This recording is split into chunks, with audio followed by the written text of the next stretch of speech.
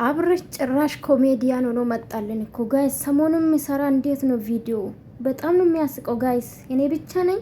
በእርግጥ የምትናደዱ ልትኖሩ ትችላላችሁ። እኔ በሚሰራ በሚናገሩ በቃ ምን ልበላችሁ፣ ቡዜን አፋፋ ነው የሚላት። በቃ እንድታወራ አልፈለግም። በነገራችን ላይ ቡዜ ለፍቅርዬ የመሰከረች ጠንካራ ሴት እንደሆነች፣ ጠንካራ እናት እንደሆነች፣ ጎበዝ እንደሆነች መስክራለች። ኦፍኮርስ ጎበዝ ናት።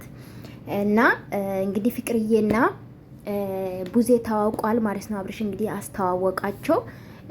በነገራችን ላይ አንዴ እውነት ለመናገር ቪዲዮ እኔ አስናንቶኛል፣ ግን ትክክል መንገድ ላይ ነው ብዬ አላስብም። ኤኒዌይስ ያው ቪዲዮ በነገራችን ላይ ስራ እንደሆነ ስለማቅ በዚህ እንኳን መረዳት ትችላላችሁ ማለት ነው።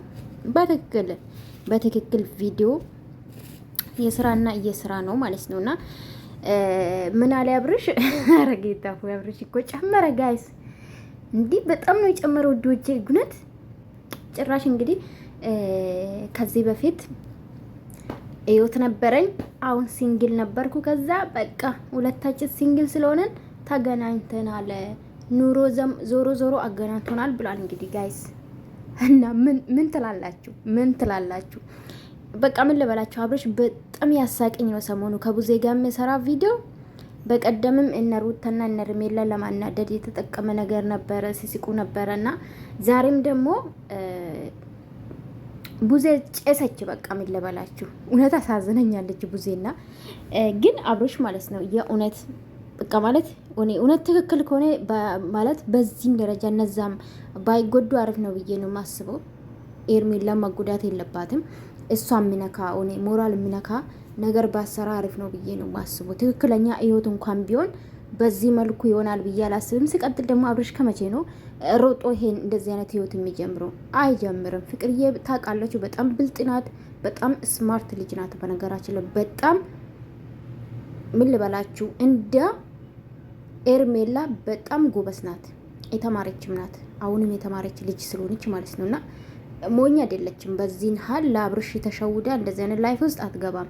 ስራና ስራ ነው በነገራችን ላይና ቡዝዬ እንግዲህ ምንም ማውራት አልቻለችም። በቃ ምን ልበላችሁ፣ ምንም ማውራት አልቻለችም። ስለዚህ ከአብርሽ ጋር እንግዲህ ከዚህ በኋላ ተሞት ተገናኝቶ እንግዲህ ሌላ ሊያወሩ ነው ብዬ ነው የማስበው። እውነት ለመናገር አደነኳት ቡዝዬን። ለምን በስርዓት ነው በቃ እሷ ፊት ምንም ማውራት አልፈልግም ብቻ ግን ነው ማውራት የምፈልጉ ብላለች። በእርግጥ ቡዜ ትክክል ናት። ለምን መሰላችሁ? አንድ ሰው ፈልጎ አንድ ሰው ከሄደ መፍቱ ነው መቆጣት ያለበት ፍቅርዬ ሳይሆን አብርሽ ነው ብዬ ነው ማስበው። ኤቷ ማለት ነው እንደዛ ነው ማስበው እኔ። ኤቷ መቆጣት ያለበት ወንድሟን ነው እንጂ ፍቅርዬ ልትናገር አችልም። ፈልጎ ስለሄደ ማለት ነው። እውነት ትክክል ቢሆን ግን ስራና ስራ ነው። አሁንም አስረግጬ ነግራችኋለሁ፣ ስራና ስራ ነው እንጂ ፍቅርዬ ከአብርሽ ጋር የምትኖር አይመስለኝም። አይሆንም ሲጀምር። ሲቀጥል ደግሞ ብዙዎቻችሁ ከዳጊ ጋር ምንም ነገር የላትም፣ ስራና ስራ ነው የምትሰራው። ጓደኛ ማቾች ናቸው ከዳጊ ጋር ማለት ነው። ስለዚህ ብዙ ወንዶች አመጣችሁ ብላችሁ ፖስት የምታደርጉ ሩታ ማምጥታለች፣ እንደዛ እኮ ማለት ነው። ግን ጥሩ አይደለም። እሺ ፍቅር ከማን ጋር ነው ህይወት የጀመረችው? ከፉፉ ነው።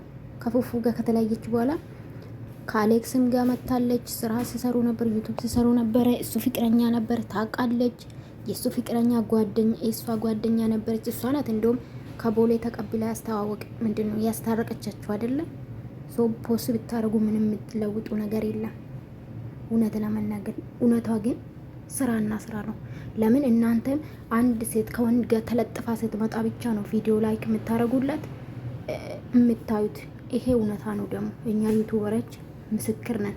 እኛ እንኳን መዳም ቤት ሆነን ቪዲዮ እየሰራን ዝም ብለን ብንለቅ ማነው የአብርሽና የሩታ የኤርሜላ ባንጠቀም እንደማታዩ እናውቃለን። ላይክ እንደማታደርጉ እናውቃለን። እንደዚህ አይነት ወሬ ስለምትወዱ ማለት ነው። ይሄ እውነታ ነው። ፍቅርዬ መቀየር ትፈልጋለች፣ ልጇን ማሳደግ ትፈልጋለች፣ ትማራለች። ብዙ ነገር ኃላፊነት አለባት፣ የቤተሰብ ኃላፊነት አለባት፣ የልጇ አለ፣ የቤት ኪራይ አለ። ስለዚህ መስራት ነበረባት። ከማን ጓደኞች በቃ ማለት አንድ ሴት ወንድ ይዛ ከመጣች በቃ ከሰው ጋር የተጋደመች እኮ ነው የሚመስላችሁ። በቃ በጣም ነው የምትገርሙኝ። እኔ አንዳንድ አስተሳሰብ በተለይ ደግሞ ሴቶች ለማሸማቀቅ የምትሞክሩ ሩታም ከዚህ በፊት በነገራችን ላይ አብርሽ ለማናደድ ነው እንጂ ከሁሉም ጋር እንደዛ ሰው ሆነ አይደለም። እውነቱ ይሄ ነው።